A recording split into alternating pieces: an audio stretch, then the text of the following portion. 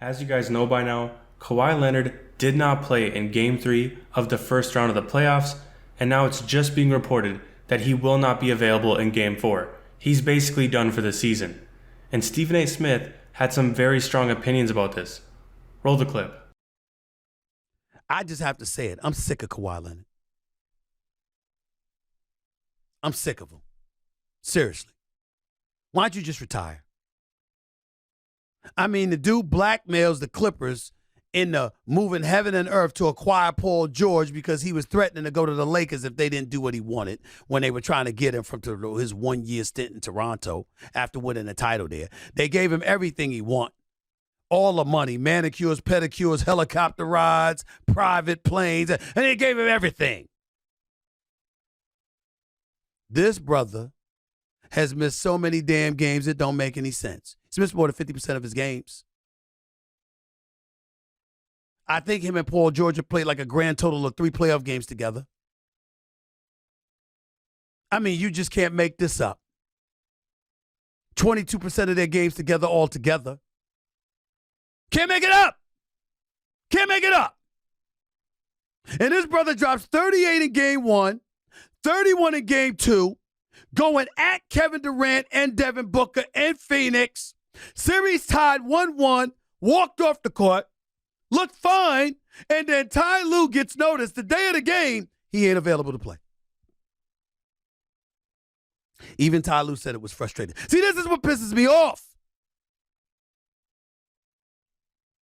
You get to a point where it's like, my God, I'm going to put it in perspective for y'all right now. This is Stephen A. talking. And I'd rather have Kyrie Irving than Kawhi Leonard.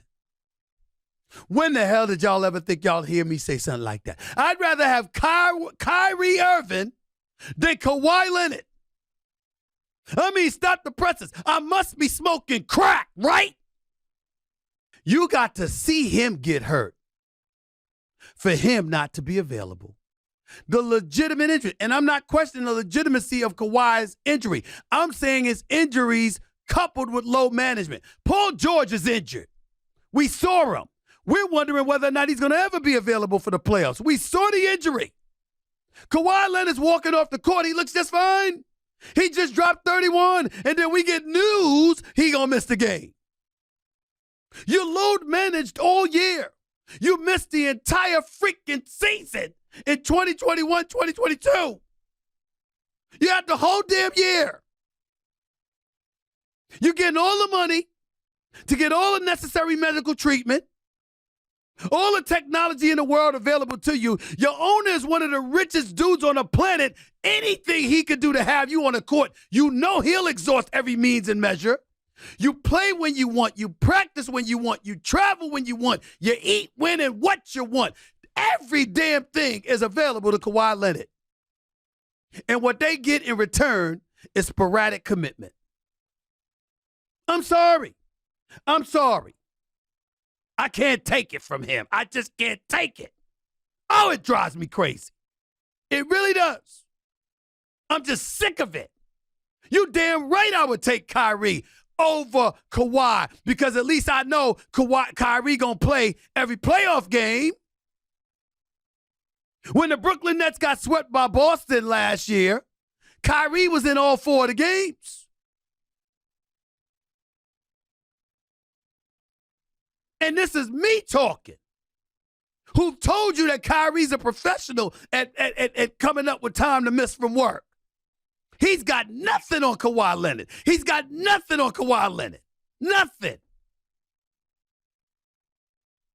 And for better or worse, with the headlines, with his positions on various issues from the earth is flat to the vaccine or whatever the case may be, Kyrie keeps you talking about the NBA.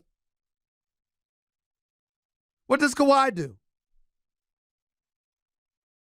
It's news to see him show up at a press conference, let alone have one. He does absolutely, positively nothing to promote the game of basketball other than grabbing his lunch pail about 50% of the times to show up to work and then going home. He creates no buzz. There's nothing about him that's marketable. I got producers and people like that looking at me. I bet you'd walk through the turnstiles to see Kyrie play. Are you walking through the turnstiles to see Kawhi?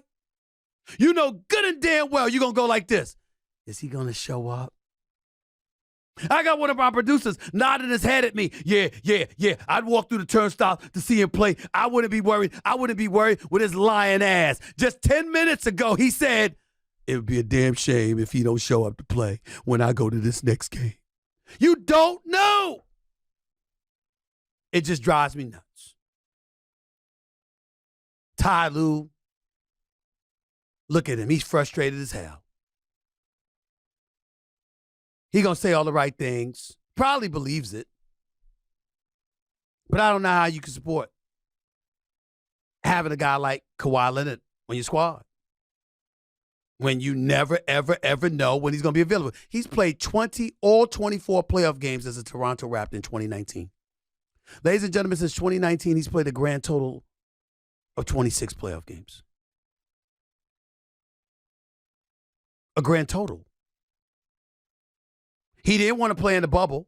Hell, they looked like they lost on purpose after giving up that 3-1 lead to Denver because they didn't want to be in the damn bubble. We all know the Clippers were one of the two teams, if not the only team, that voted not to play in the bubble in Orlando years ago when COVID-19 struck. Kawhi was right there front and center. He didn't want to be there.